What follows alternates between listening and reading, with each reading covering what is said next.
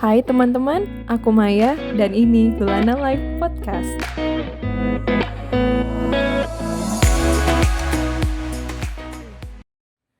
Di podcast kali ini, aku dan kedua teman aku dari tim Lulana Live bakal share untuk pertama kalinya dalam bentuk podcast.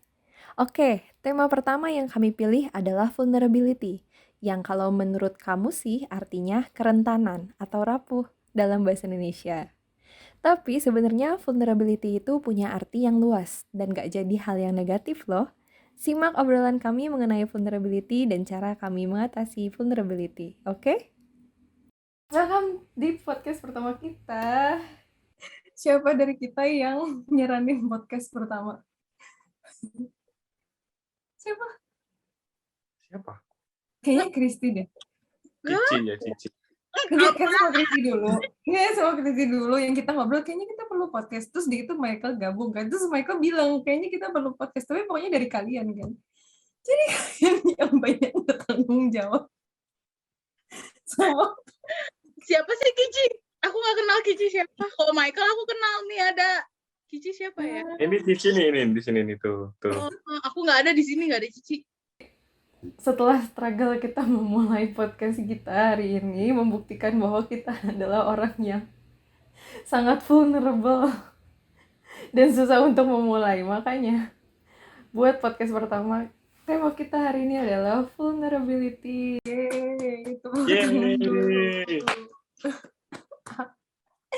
Jadi aku menemukan tema vulnerability itu dari bukunya Brené Brown yang ini. Yang judulnya Daring Greatly. Soalnya aku dengerin TED Talk-nya dia, terus pas abis denger TED Talk-nya dia, pas mendengar kayak fakta-fakta tentang vulnerability, aku tercerahkan. Kata Brené Brown itu, vulnerability itu, kan itu sebenarnya bahasa Inggris kan, cuman aku tuh nggak nemu arti sebenarnya kalau misalnya di bahasa Indonesiain gitu. Mungkin kayak apa kalian juga nggak nemu gitu.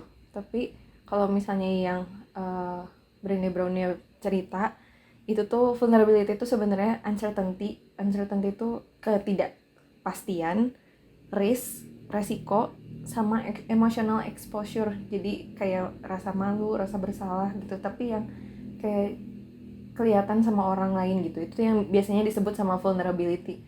Nah, kita yang memulai podcast hari ini pasti kesulitan juga buat menghadapi si vulnerability itu. Soalnya pertama kali kan berarti kita mengekspos ide kita. Ya enggak?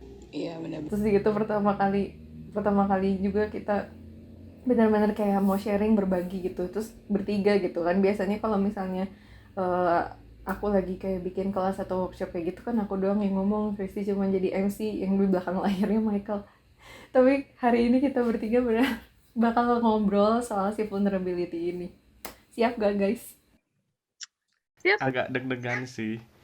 Kenapa? Coba cerita dulu, yang dirasain cerita dulu. Kenapa deg-degan sharing? Nah. Kalau aku karena pertama kali gitu buat podcast ya. Terus aku emang tipe orangnya gak suka jadi pusat perhatian gitu. Jadi kadang kalau ini viral ya, mungkin aku orangnya gak suka jadi pusat perhatian gitu loh. Jadi deg-degan aja. Kalau Kristi rasanya gimana? Sebenarnya mungkin aku deg-degan. Cuman aku mencoba untuk enggak. Tapi aku deg-degan karena aku ngerasa tenggorokan aku sakit. Gak seruk. Ini tandanya aku deg-degan gitu. Karena emang ya sama kayak Michael, aku juga nggak suka gitu. Kalau aku bisa ngerjain sesuatu yang nggak kelihatan, ya mending nggak usah orang-orang pada tahu gitu. Nah, tapi kan kenyataannya kalian yang pengen bikin podcast. Nah, itu Atas kan dasar apa tuh? apa ya? Kalau aku sih karena aku emang baru-baru ini denger podcast gitu ya. Asik aja gitu dengernya. Denger kayak orang nongkrong gitu, orang-orang nongkrong saling bertukar pikiran gitu ya. Jadi pemikiran kita tuh lebih terbuka gitu kalau kita sharing-sharing sama orang lain dibandingkan kita mikir dalam pikiran kita sendiri. Pasti di situ-situ aja gitu. Kalau aku ya dasar ingin membuat podcast tuh ya itu membuka pikiran yang lain. Kalau Kristi? Ya, kalau aku sih, aku merasa obrolan kita tuh suka tanpa kita sadarin tuh berfaedah banget loh. berdampak banyak. Jadi kayak kita lagi meeting bertiga, terus nanti tiba-tiba kita nggak tahu ngebahas apa, nanti tuh tahu-tahu berbuah gitu loh pembahasannya, terus ternyata hal-hal yang wow, kita punya pemikiran ini gitu, kayak miss aja sih. Iya benar. Kayak ya udah mending kita share juga nggak sih, siapa tahu kan membantu orang. Nih, aku setuju banget sama Kristi. Ternyata waktu pas kayak diskusi bareng segala macem, tiba-tiba diskusinya tuh membawa ke arah yang baik atau misalnya kayak ngedevelop mindset yang baik gitu kan. Terus jadi kita sama-sama, wah, menarik. Iya gitu. Nah, biasanya kan kalau misalnya vulnerability tuh apa ya?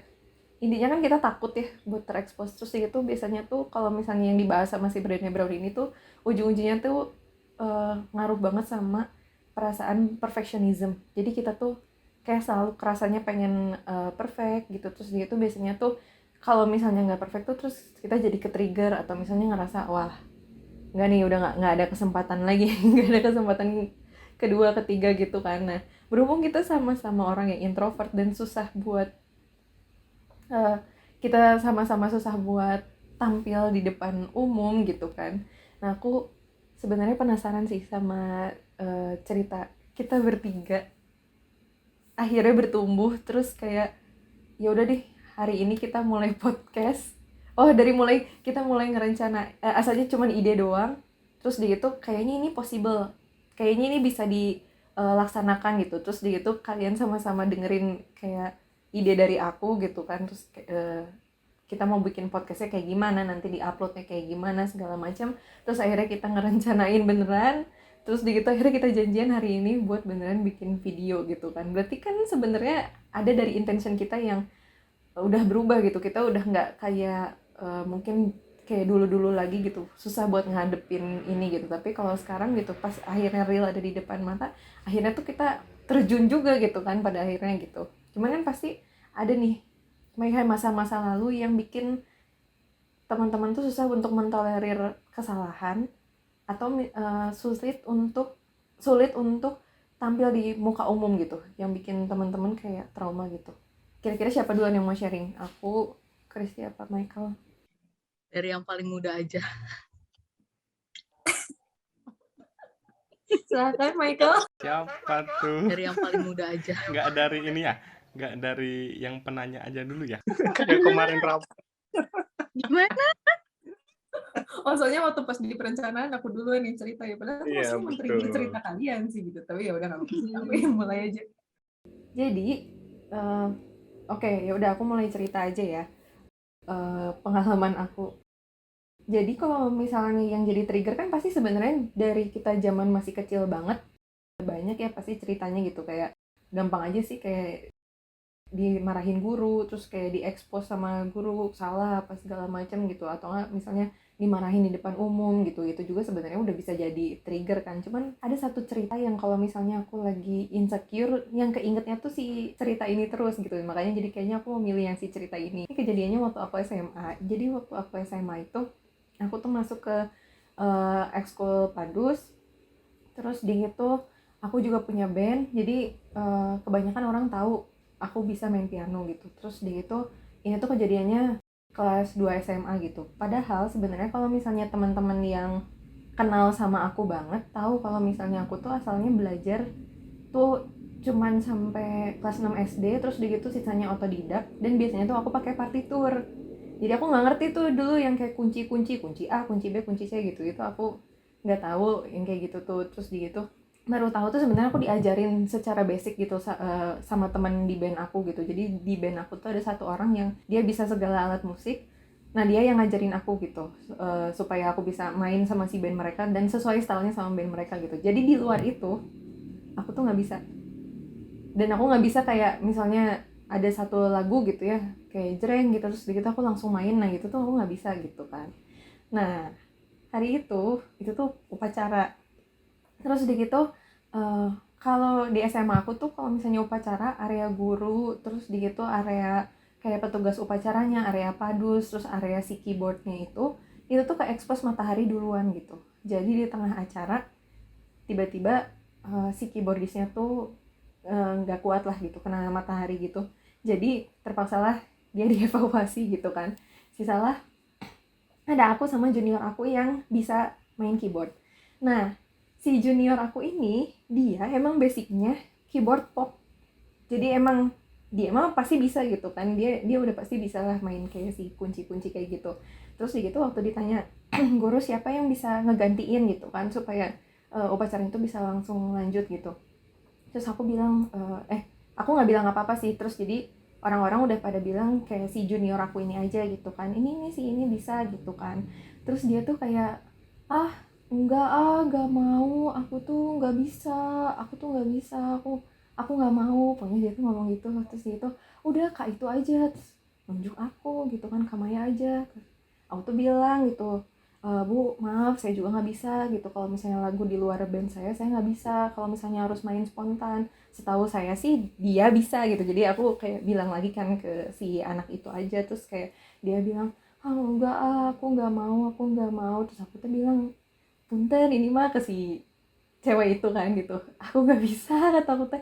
Nanti kalau misalnya ada apa-apa gimana? Tapi kan itu harus lanjut tuh. Jadi kesannya tuh orang-orang tuh kayak nungguin aku gitu loh gitu. Terus kayak udahlah kamu aja, kamu kan senior, kamu kan udah lama main apa segala macam gitu kan. Padahal aku udah yakin gak bisa gitu kan. Dan yang lebih parahnya lagi adalah jadi waktu pas di situ lagunya berubah. Jadi harusnya lagu apa, tapi lagunya jadi berubah kalau nggak salah jadi lagu yang terpujilah wahai engkau ibu bapak bu guru. Itu lagu apa sih judulnya? Himne guru, heeh. Jadi karena ada guru kalau nggak salah apa kepala sekolahnya ulang tahun atau ada yang acara apa, jadi lagunya tuh dirubah gitu loh. Jadi harusnya lagu apa, nanti kita lagunya jadi ini ya. Nah, makin nggak bisa dong aku. Jadi bener aja waktu pas aku main salah-salah kan. Tapi kan lagunya kan ada beberapa gitu kan. Jadi waktu itu kalau nggak salah tuh salah-salah aja tuh waktu main gitu kan. Terus gitu orang jadi kayak kenapa jadi kan kayak bisik-bisik jadi ramai gitu kan, karena aku mainnya jadi nggak bener lah gitu. Dan aku udah gemeteran banget gitu, mana nggak siap, mana apa segala macam. Itu rasanya aku udah mau nangis, tapi aku stay di situ kan sampai pas lagu yang terakhir. Jadi kan abis itu kan ada lagu lagi gitu. Nah pas lagu yang terakhir eh, karena akunya kayak udah nggak sanggup, kalau nggak salah ada guru yang ngomong udahlah kamu aja, jadi ngasih tahu ke si yang junior itu. Dan junior itu main dengan indahnya seolah dia adalah hero gitu. Jadi aku villainnya. Jadi orang ngiranya tuh aku kayak ngambil spot dia di awal gitu, padahal dia yang minta dibujuk. Terus dia yang bilang gak mau gitu, padahal aku udah bilang aku nggak bisa. Aku mencoba menyelamatkan acara, tapi ternyata hasilnya nggak baik. Terus gitu pas dia yang main ternyata bagus banget gitu. Nggak tahu dia melakukannya dengan sengaja apa segala macam, aku benar-benar nggak ngerti. Cuman dari situ tuh agak sulit buat mentolerir kesalahan gitu. Terus gitu tuh bikin aku nyesel banget buat tampil kayak gitu. Itu cerita aku. Ah, Aku speechless sih. Males kan? Males banget gitu. Kok tiba-tiba jadi villain di cerita orang lain gitu kan. Apalagi kan waktu pas masuk kelas teman-teman jadi pada untungnya ada si itu nyelamatin acara, untungnya ada si itu mainnya lebih bagus dari kamu. Jadi kan Jadi kesannya kayak teteh yang salah, padahal bukan salah teteh juga kan, teteh juga dimintain tolong. iya, kayak tiba-tiba gitu. Terus aku dalam keadaan kayak gemeter, gak siap. Padahal dia sebenarnya lebih siap gitu kan. Makanya aku nggak ngerti apakah dia melakukan dengan sengaja gitu. Maksudnya biar biar kelihatan eh, dia yang jadi hero-nya gitu kan gitu. Karena kalau misalnya dengan cerita selanjutnya sih, kan aku tetap ada masalah terus sama si orang ini. Kalau dengar cerita selanjutnya, jadi kayak bisa jadi gitu kan dia kayak dengan sengaja kayak gitu. Tapi kan yang di mata orang lain kan nggak seperti itu dong. Jadi kan di mata orang lain, kamu sih ngambil panggungnya dia, coba kamu ngasih dia duluan yang main gitu kan, pasti nggak akan kayak gitu kejadiannya. Jadi padahal Teh gitu Maya udah guys, ini ya berkorban lanjut. duluan ya. Iya, udah berkorban. Iya, maksud aku Nah, kan, wah ini acara harus jalan nih gitu kan.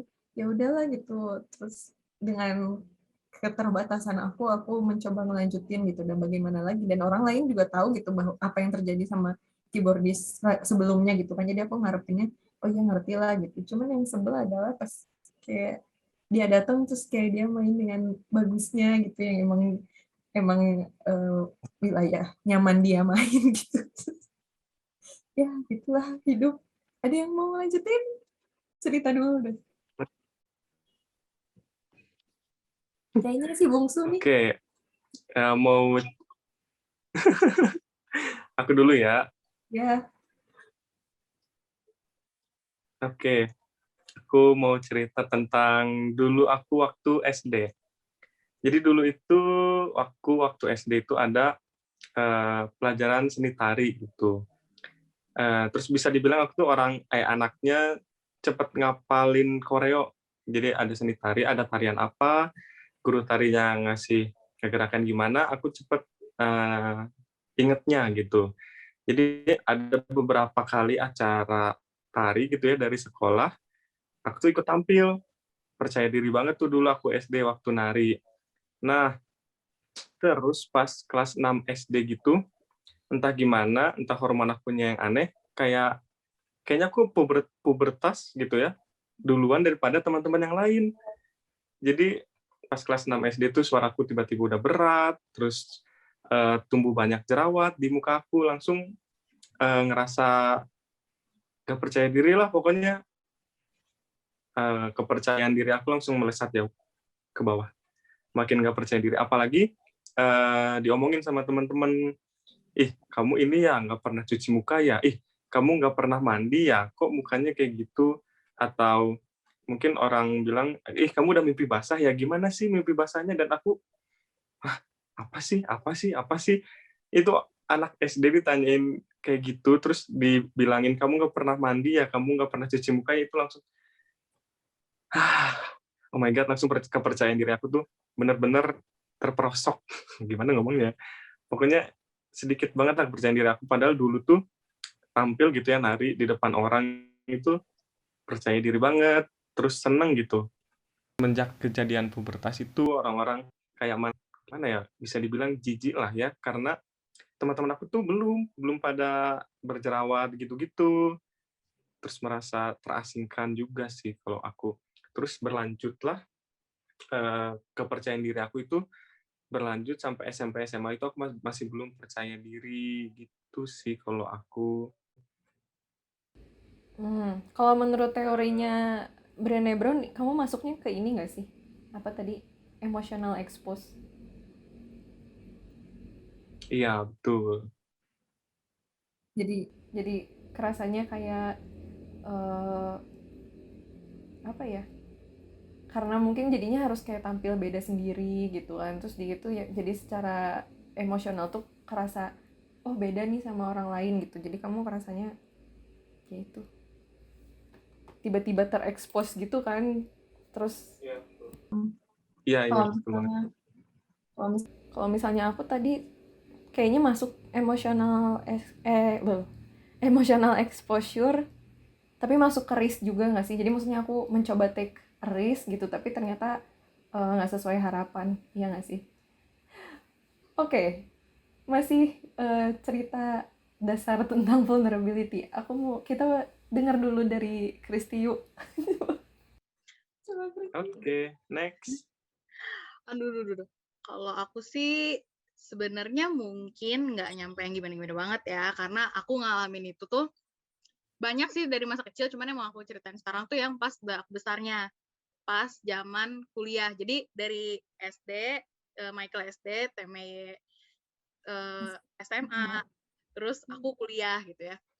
Jadi kalian harus pertama kalau untuk mengerti masalah yang pernah aku alamin, bukan masalah sih, cerita yang aku alamin di masa lalu itu ketika kuliah, itu kalian harus membayangkan diri kalian kuliah di jurusan yang salah, yang kalian gak suka, yang sama sekali kalian bahkan gak nguasain teknik dasar awalnya.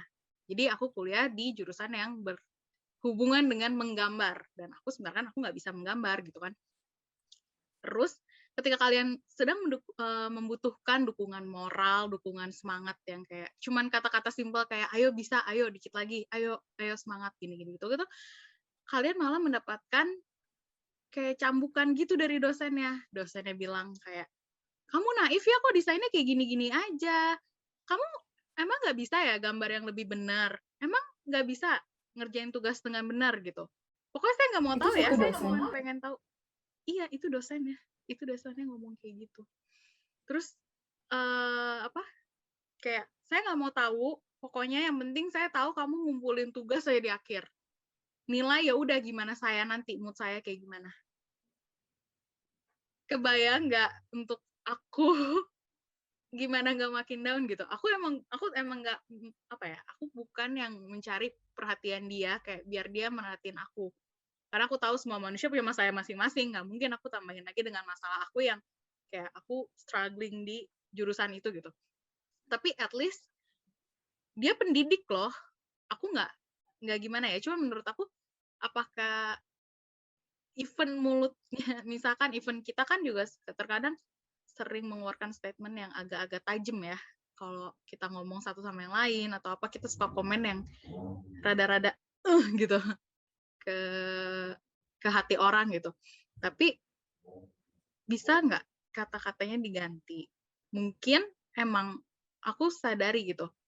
Aku membutuhkan bantuan lebih untuk di bidang itu. Gimana namanya juga kan aku lagi asistensi, lagi bimbingan. Gimana caranya aku bisa mendapatkan bimbingan yang baik kalau ketika belum aku tanya apa yang mau aku tanya, apa yang mau aku konsultasikan, dosennya baru lihat gambar langsung bilang, kok kamu naif gini. Udah lah ya, saya tunggu tugas kamu jadi aja semuanya. Dan kayak aku nggak menjudge, mungkin saat itu dia juga lagi banyak pikiran atau apa, tapi kalau sisi jahatnya aku mungkin ya, aku mau bilang, kenapa dia ngomongnya cuman sama aku kayak gitu, kenapa ke anak-anak yang lain enggak, padahal kayaknya desain aku tuh sama yang lain nggak jauh beda bentuknya, hampir sama gitu. Itu kejadiannya tahun berapa? Tahun keberapa kamu kuliah? Tahun pertama aku kuliah. Wah, Aduh. jackpot. Makanya alhamdulillah Tuhan banget gitu, aku bisa lulus. Maksudnya bener-bener bisa lulus tepat waktu, bener-bener langsung ninggalin dunia perkuliahan tuh karena dari awal aja udah mah aku nggak suka, aku sadar aku salah jurusan, cuman aku berpikiran kayak ya udahlah ya daripada buang-buang uang orang tua gitu kan. Yang penting sekarang selesain dulu kuliahnya. Kan kalau untuk kerja kita nggak tahu kan, bisa aja kita kerja di dunia lain, di dunia yang berbeda dengan jurusan kita itu gitu kan. Iya. Iya. Kira-kira masuk ke yang mana ya itu ya, vulnerability-nya? Sebenarnya kebanyakan ini ya dari kita tuh berarti kerasanya yang si emotional exposure nggak sih? Iya. Itu maksudnya. Soalnya kalau Iya benar sih. uncertainty itu lebih kayak misalnya kita kayak tiba-tiba pindah terus kita nggak tahu sekitar kita kayak gimana gitu kan, orang itu masuknya ke uncertainty kan. Atau kayaknya cerita Krisi juga bisa sih masuk ke uncertainty, jadi kayak kamu ngasihin tugas kamu, tiba-tiba yang didapat tuh nggak sesuai sama ekspektasi kamu gitu kan. Iya. Ya kan? Apalagi Sebenarnya aku tuh pengen bimbingan doang gitu kan, bukan iya. yang benar-benar harus penilaian banget saat itu gitu. Sebenarnya aku tuh pengen satu kali aja bikin episode podcastnya itu tentang dosen, tenaga pengajar. Soalnya aku jadi ini nih, ada yang mendidih juga nih. Wah, ternyata banyak. Tapi itu perlu sih gitu. Berhubungan juga sih sama si yang vulnerability, tapi kayaknya ada tema lain. Jadi kayaknya nanti kalau misalnya urusan dosen kita bahas di waktu lain. Next episode ya. Next episode gitu, karena bakal rame gitu pastikan kita orang-orang yang udah lulus, terus kita lagi mau coba curhat nih dosen-dosen kita. Oke, tapi aku mau lanjut dulu soal si materi vulnerability ini. Kan kita udah sharing nih ya, kita udah dapet 3 cerita gitu tentang si vulnerability gitu, bahwa kita tuh menghadapi tadi kita menghadapi resiko, terus kita menghadapi ketidakpastian, terus kita juga menghadapi emotional exposure, jadi kayak kita dipaksa harus baik-baik saja gitu kan, padahal sebenarnya nggak bisa gitu kan. Terus itu kan pasti kayak bikin kita kesananya tuh punya ekspektasi lebih gitu kan. Terus gitu di dalam buku ini, dalam bukunya Brené Brown ini yang judulnya si Daring Greatly ini, Ibu Brené Brown itu meminta kita, bukan meminta kita sih, kayak menyarankan kita untuk deal sama si perasaan-perasaan itu gitu kan, karena gak mungkin kita cuman satu kali itu kan kejadian. Makanya kata aku juga, sebenarnya yang jadi trigger tuh bisa aja kalau misalnya Kristi mungkin dapat triggernya waktu kuliah gitu. Tapi kan tadi Kristi juga udah bilang, aku juga pas SD juga ada sebenarnya kan ceritanya gitu kan. Terus kayak numpuk gitu kan, sampai makanya waktu pas SMA tuh kayak jebret gitu. Terus tiba-tiba ada satu momen yang ternyata tuh kalau misalnya berhubungan sama vulnerability, yang keinget tuh ke situ lagi gitu kan. Terus dari situ kan pasti kita langsung kayak ngerasa eh ini yang dibahas sama si Ibu Brené Brown itu, lanjutannya udah pasti kita langsung merasa unworthiness, ngerasa nggak pantas, ya kan? Di situ kan yang tadi katanya insecurity, terjun, Shoo. Kayak lagi naik histeria, tapi ke bawah. Ya kepercayaan diri kita langsung kayak menurun gitu kan, terus kayak selalu dipenuhin sama insecurity gitu kan. Nah itu tuh langsung lah yang muncul pertama itu unworthiness gitu. Terus di situ kita juga jadi langsung kayak ngerembet ke hal-hal negatif lain gitu. Jadi kayak kayaknya pasti gagal, kayaknya pasti ini, pasti itu, segala macam, dan akhirnya jadi takut buat mencoba gitu kan.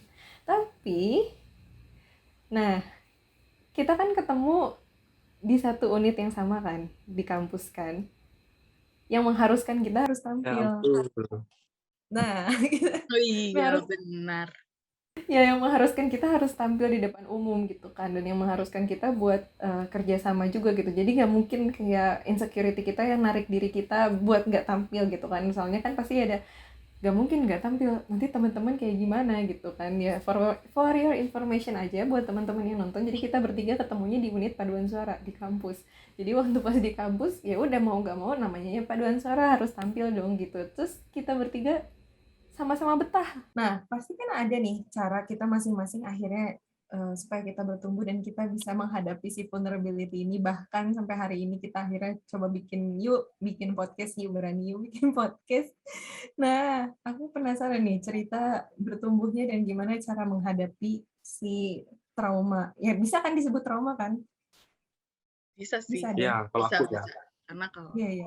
Karena kan jadi setiap kali kita ada di keadaan vulnerable yang keinget yang itu lagi gitu kan, ya anggap aja misalnya ini jadi bikin kita trauma gitu kan.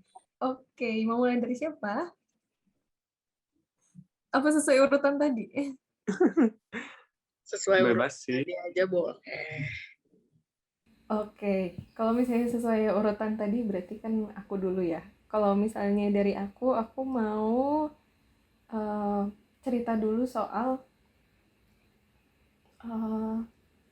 ini sih, kenal dulu sama si triggernya gitu. Jadi waktu pas awal-awal aku belajar soal si vulnerability ini gitu, terus di itu aku akhirnya belajar jadi coaching. Jadi maksudnya lebih banyak baca buku-buku kayak self help book gitu, terus atau enggak misalnya baca buku yang memang berhubungan dengan psikologi gitu kan. Nah ternyata tuh yang paling penting tuh kalau misalnya kita udah ketemu si triggernya gitu, daripada kita kan biasanya suka ada orang yang kayak pas ngomong emosional gitu kan, terus gitu atau nggak melakukan tindakan-tindakan yang emosional gitu kan. Nah itu tuh biasanya kadang mungkin orang-orang tersebut tuh belum sadar sama triggernya di masa lalu gitu, yang bikin mereka tuh berbuat emosional gitu. Nah makanya buat aku tuh mengetahui trigger, mengetahui apa sih kejadian di masa lalu yang bikin trauma gitu, terus yang bikin kenapa sampai ke saat ini kok jadi susah untuk bergerak, susah untuk melakukan action kayak gitu. Itu tuh sebenarnya kayak core utama gitu, paling penting banget. Kalau aku kayak yang tadi aku udah bilang, yang pasti kalau misalnya aku ketahuannya adalah setiap kali aku kayak mau tampil gitu, ya tetaplah waktu misalnya paduan suara atau misalnya aku mau presentasi apa segala macem, si kejadian yang tadi itu selalu muncul di kepala. Selalu dia yang jadi trigger bahwa kamu nggak boleh salah, kamu harus langsung sempurna. Kalau misalnya kamu nggak sempurna ya udah berarti kamu orang yang kurang gitu. Jadi balik lagi kehilangan si worthiness itu gitu kan. Nah menurut aku itu tuh penting banget. Buat kenal dulu. Oh ya berarti si triggernya itu gitu. Terus gitu barulah masuk ke si proses healingnya. Nah, kayaknya aku mau lanjut ke Kristi. Soalnya kemarin waktu rapat, waktu kerabat Kristi tuh nyampein ada 2 cara. Yang 2 sama Michael. Iya, doa itu. Waktu pas kemarin rapat, pas kita lagi ngebahas soal si tema podcast kita ini, Kristi sempat membahas satu, yaitu tentang menerima, accepting. Nah, ini cocok nih lanjutannya dari aku nih. Cuman kan masalah kamu yang pertama tuh kan Karena soalnya si dosen itu iya, dosen. dari tahun pertama, dan akhirnya kamu bisa nyelesain kuliah kamu. Nah, ini yang Itu bikin akhirnya menarik. karena aku menerima takdir, karena kayak gini, kan aku emang tahu aku emang salah, aku merasa aku salah jurusan.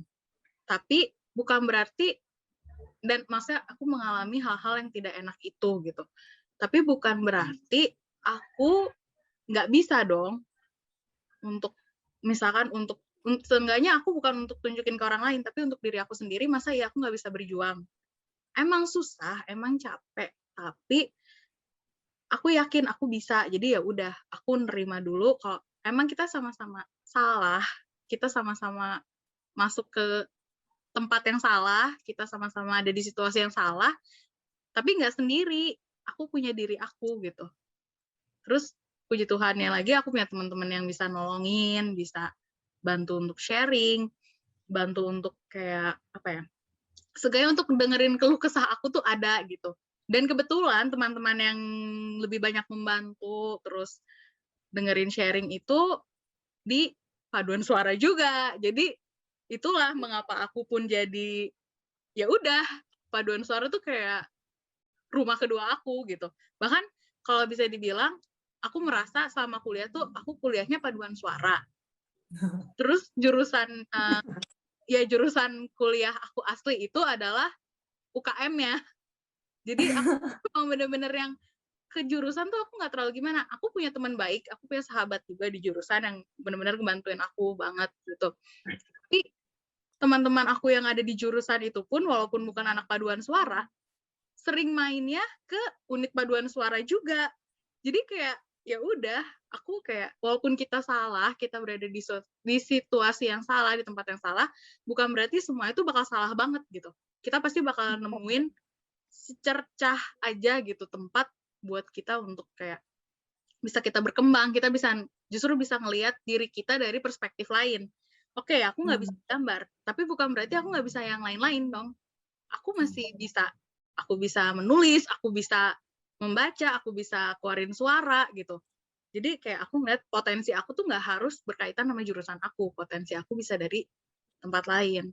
Kalaupun emang aku nggak bisa di satu bidang, oke, aku akuin aku nggak bisa di bidang itu. Tapi bukan berarti aku menutup potensi untuk hal-hal yang lain. Justru aku malah dengan mengenali itu, menerima kekurangan aku jadi bisa ngelihat, oh lebihnya aku ada loh di sini, walaupun kekurangan aku ini gitu. Gitu sih kalau aku. Bagus. Dan sudut pandang aku gitu ya. Aku nggak tahu mungkin kalau Teme atau Michael kayak gimana gitu. Bagus. Kalau aku sih tadinya, kalau di kasus aku gitu ya, menerima tuh akhirnya jadi tahu level satunya aku.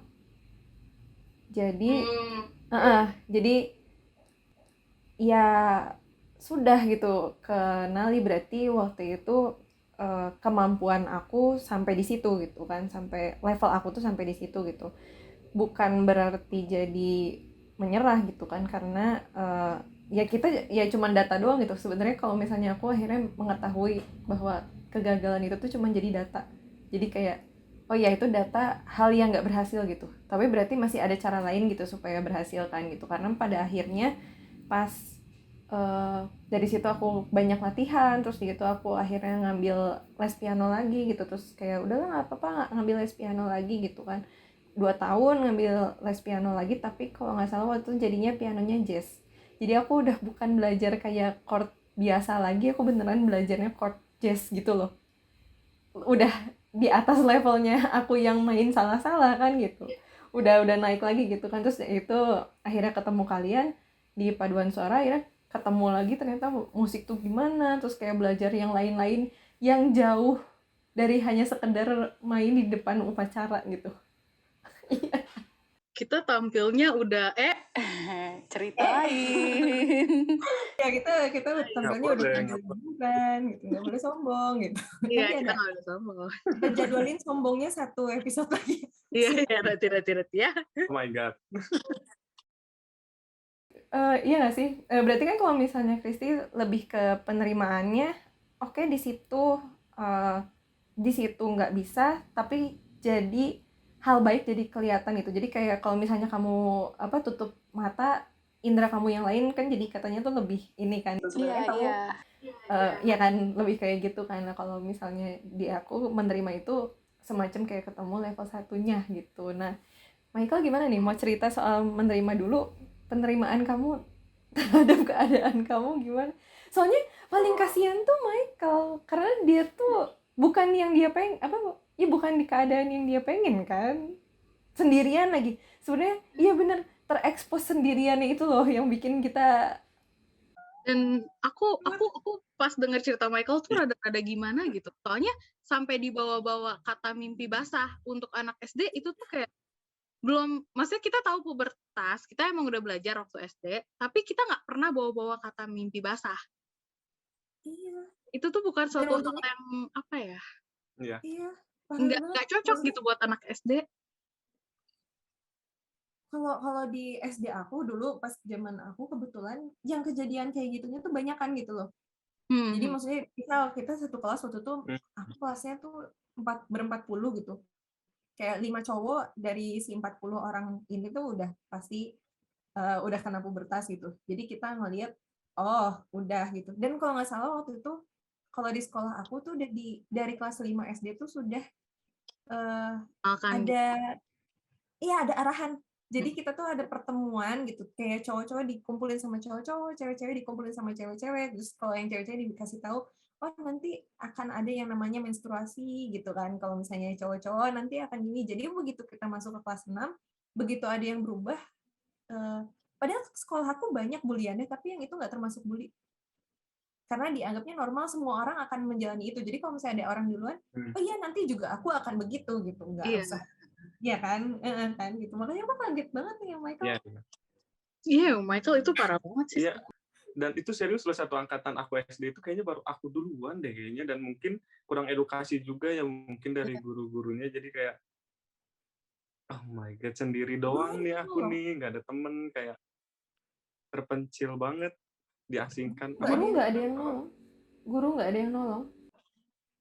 Guru emang kelihatan dong kalau misalnya kayak ada satu orang tiba-tiba dikucilkan gitu. Enggak ada yang nolong sih. Enggak ada yang nolong sih. Malah gini loh, kan suaraku udah berat juga kan waktu SD gitu kan. Oh iya benar Michael. Malah di SD gurunya malah niru-niruin suara aku gitu loh. Iya udah apa deh gitu, diberat-beratin malah guru ngomongnya kayak gitu. Guru cewek dulu aku inget banget, digituin loh sama guru.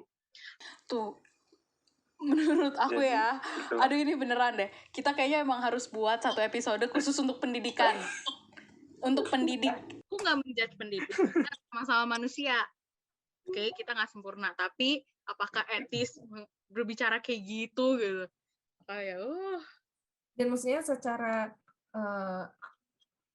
ya kan kalau misalnya ini anggap aja kayak semacam testimoni jujur dari murid-murid gitu, boleh dong ngasih testimoni. Di Shopee aja ngasih testimoni wajib loh, ngasih bintang gitu kan. Ini anggap aja apalagi ini sekolah. iya gitu kayaknya. Nanti kita kayak testimoni kepada tenaga pengajar satu episode. Oke. Nah, Michael tuh dari cerita itu kemarin waktu rapatnya sih ada dua penyelesaian. Ada keinginan diri sama dukungan sekitar. Nah, silahkan Michael. Ya betul. Oke, mungkin aku bakal mundur dulu sedikit ya dari lulus SD itu. Kenapa aku sampai aku mundur dulu dari lulus SD ya. Pas SMP tuh bener-bener aku kayak apa ya, karena kepercayaan dirinya udah sangat turun gitu ya, mau bergaul juga susah banget, apalagi berorganisasi. Jadi SMP itu aku nggak ikut organisasi apapun. Bahkan kalau sekolah juga sekolah pulang. Itu tuh sebenarnya balik lagi, aku baru sadar kenapa aku kayak gitu tuh. Aku mikir kalau aku deket orang itu bakal ngejudge aku. Apalagi ngobrol depan-depanan gitu ya sama orang, nggak pernah mau lihat mata mereka. Selalu nunduk atau selalu mengalihkan pandangan kemana gitu.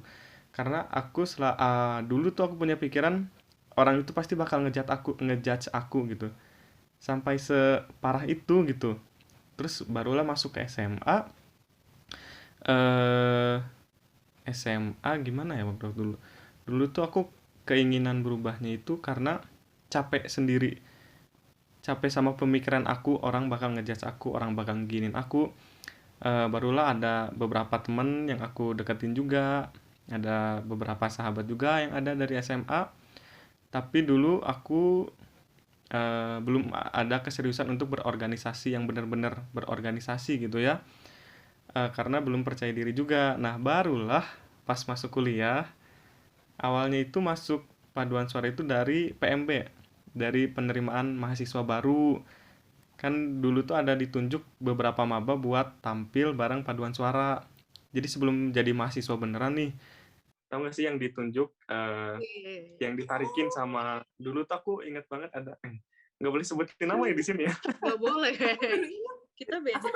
baru ingat aku baru ingat Michael tuh dari si event itu gitu. Aku kira Iya, aku dari PMB awalnya.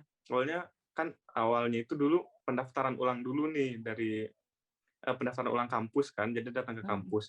Nah, pas mau pulang, ada yang ingat. disodorin, dicegat, ditanya, mahasiswa baru ya, mau ikut ini nggak? Ada acara nyanyi untuk lalalalalala.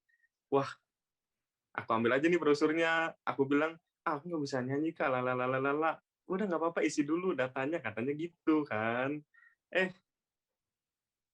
Pas aku baca brosurnya gitu ya, karena ada teman juga dari SMA yang ikut ke kampus gitu ya, satu kampus dengan aku ajakin aja biar aku nggak mati kutu gitu ya, karena kan aku belum pernah berorganisasi, jarang banget kumpul-kumpul sama orang, jadi aku nggak temen tuh waktu PMB.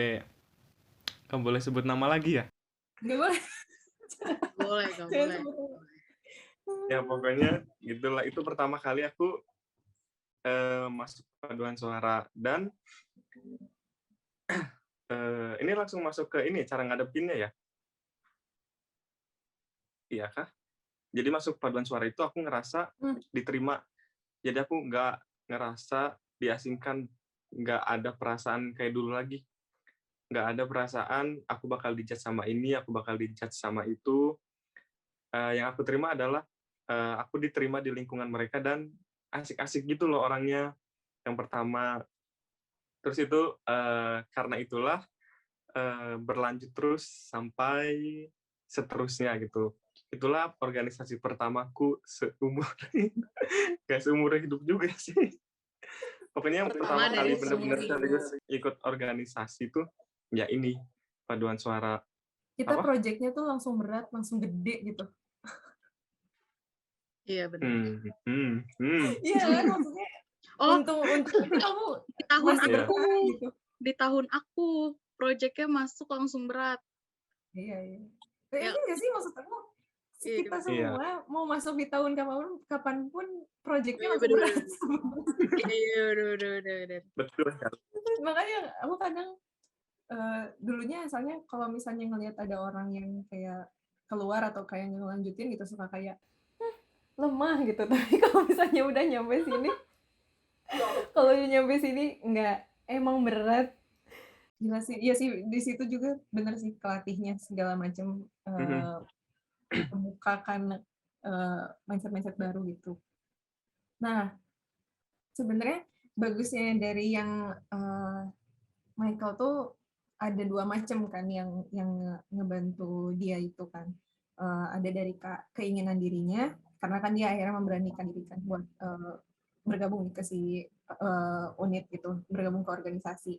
Terus di gitu ada juga dukungan sekitar. Nah, aku jadi penasaran, kalau dipresentasein besaran mana? Dukungan sekitar. Oh. Jadi sebenarnya dukungan sekitar tuh ngaruh banget ya gitu buat Kalau aku ngaruh banget sih, parah ngaruhnya parah. Iya. Aku kan sering baca ya. Sebenarnya aku sering baca kalau misalnya kayak dari buku self help apa segala macam gitu kan. Semua orang tuh selalu kayak secara garis besar kayak bilang kalau emotional independence itu perlu gitu. Jadi kita independen secara emosional, emosi kita nggak tergantung dari sekitar, pilihan kita juga nggak tergantung dari sekitar gitu. Karena kan pada umumnya akhirnya kita yang berjuang sendiri gitu. Cuman ada lagi quotes yang bilang kalau kita tuh summary dari 5 orang terdekat kita. Jadi lingkungan kita yang paling dekat tuh sebenarnya ngaruh banget sama kita. Itu kan sebenarnya kontradiktif kan gitu. Karena kan ada yang ini gitu. Kalau misalnya dari aku sih tetap ya kalau misalnya kita udah berjuang sendiri tapi kayak lingkungan kita benar-benar kayak terlalu toksik apa segala macam, kayaknya susah. Iya benar. Setuju banget.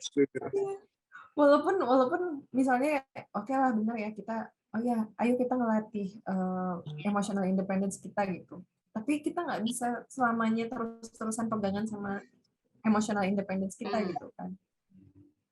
Dukungan orang lain itu penting banget. Makanya tetap aku masukin. Takutnya ada yang dengar kayak, lah kita kan harus kalau misalnya percaya diri nggak boleh ngelihat validasi dari orang lain apa segala macam gitu. Sebenarnya bukan validasi yang besar, tapi kita tuh butuh dukungan untuk berkembangnya nggak sih? Iya, dukungan ya sebenarnya, bukan validasinya. Iya, bukan validasinya. Jadi kayak kalau misalnya kita bibit tanaman, kalau misalnya tanahnya nggak bener, nggak tumbuh kan? Cuma Kita butuh, iya kan? Kita butuh kayak ada di area yang benar gitu, ada cahaya matahari yang cukup gitu. Sebenarnya asal cukup aja kan, bener kan? Kalau misalnya tanaman kayak dibanjurin air terus dikasih terlalu banyak, itu kan anggap aja misalnya terlalu banyak dukungan gitu kan. Ya mati juga gitu. Tapi kan kalau misalnya kita dapat kayak dukungan yang cukup seperti si bibit tanaman itu buat bisa tumbuh, ya nggak? iya sih benar. Iya. Oke. Nah yang terakhir dari aku tambahin gitu. Karena aku menemukan bahwa kalau nggak action, aku makin insecure. Karena rasanya aku nggak berbuat apa-apa sama si aku nggak berbuat apa-apa sama si kelemahan aku itu gitu. Gitu. Jadi aku ngerasanya ujung-ujungnya kita akhirnya dipaksa untuk action, ya nggak sih? Aku penasaran sama ceritanya Kristi sebenarnya. Gimana akhirnya kamu jadi action sehari-hari dan akhirnya berhasil lulus tepat waktu tuh, itu gimana tuh? Oke, kenapa aku bisa sampai akhirnya sampai lulus juga gitu ya? Karena ya aku kerjain. Karena cuma gitu. Misalkan aku emang nggak bisa, emang susah atau apa, dan aku emang jujur aja aku butuh bantuan, tapi aku mencari itu gitu. Kalau emang aku butuh bantuan, aku mencari orang yang mau membantu aku. Masalahnya kita tuh suka lupa. Gini, kita suka lupa, kita kayak, ya kita nggak berjuang sendiri, kita memang harus berjuang sendiri. Tapi kita tuh suka lupa kalau kita punya kapasitas. Kita sering kayak apa ya, kayak ngerasa, ya udah ini kan salah gue yang harus kerjain gitu kan, harus kayak gitu-gitu. Sementara kan kenyataannya tuh enggak, kita punya batas gitu, kita punya batas sampai mana kita bisa, sampai mana kita harus stop dulu, sampai mana kita harus lanjut, sampai mana kita harus bener-bener harus minta bantuan orang gitu. Nah kebetulan kalau aku tuh sebenarnya aku bisa mengerjakannya, cuman aku terlalu dipenuhi dengan pikiran, ini aku tuh salah jurusan, aku nih nggak bisa, aku ini gini gitu semua yang negatif thinkingnya aku gitu kan, negatifnya aku gitu, semuanya itu. Jadi ini sebenarnya aku salah sih mungkin cara aku ya, tapi aku jadinya tuh hanya membutuhkan teman-teman yang mendengarkan aku dan nemenin aku saat nugas gitu. Jadi even mereka sebenarnya nggak ngebales omongan aku, mungkin bahkan mereka pakai headset gitu pas ngerjain bareng aku, tapi kayak aku cuma butuh didengar doang. Aduh capek ngerjain tugas ini, aduh ini gimana, ini susah banget gitu. Terus mereka tuh mungkin kalau emang lagi denger, udah kayak gini aja, udah ya udah istirahat dulu, makan dulu Gi, ya udah sini gue bantuin atau apa, ini kayaknya mending kayak gini. Maksudnya dengan aku mendapatkan respon yang kayak gitu, nggak yang harus yang kayak ya sabar ya harus kuat gitu, aku nggak butuh yang kayak gitu, tapi aku butuh yang kayak cuman didengarnya doang, maksudnya aku bukan butuh validasi orang kalau iya iya ya ampun lu tuh hebat banget, ayo semangat, ayo ini udah nyampe sini, aku nggak butuh itunya, aku cuma butuh didengarnya gitu. Dengan didengar aku merasa ada yang respon, terus mungkin orang-orang yang mendengar aku itu bisa memberikan feedback, masukan untuk aku yang ngebuat aku bisa tetap survive ngejalanin perkuliahan, itu yang aku butuhin. Dan kebetulan karena aku mencari teman-teman yang emang bisa ngebantu aku dalam hal itu salah satu hal kenapa aku bisa melalui semua masa perkuliahan yang tidak enak itu, bahkan menyeramkan, bahkan mungkin di satu, karena gini, bener-bener yang kayak di satu angkatan itu nggak ada yang nggak tahu kalau aku nggak suka jurusan itu. Kayak hampir semua teman-teman aku tuh tahu aku nggak suka. Dan yang beberapa mungkin ada yang kayak nge-support kan, ayo kita sama-sama ya, kita harus gini-gini, ayo dibantuin, atau ayo kita sharing bareng atau apa. Tapi ada beberapa yang ini sih, yang satu lagi, yang perlu kita ingat adalah ketika kita benar-benar ada di lingkungan yang salah, kita harus siap juga, bukan cuma sama lingkungan ya, tapi orang-orang di dalamnya.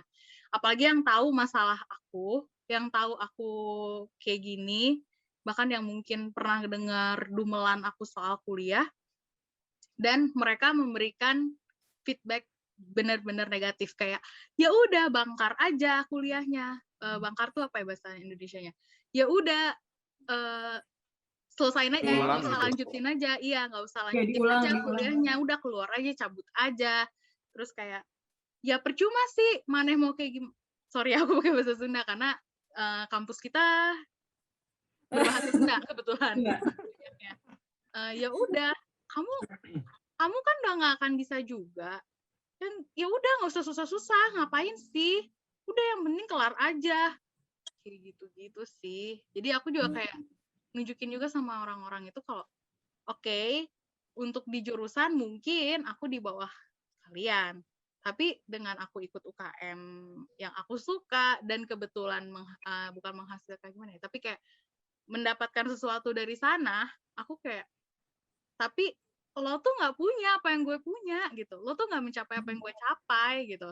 Jadi itu sih kenapa kayak akhirnya aku bisa menerima, ya udah nggak apa-apa, emang bukan ladang aku di sana gitu, tapi aku punya ladang lain, aku bahkan punya 2 ladang di saat orang lain tuh cuma punya 1 ladang gitu.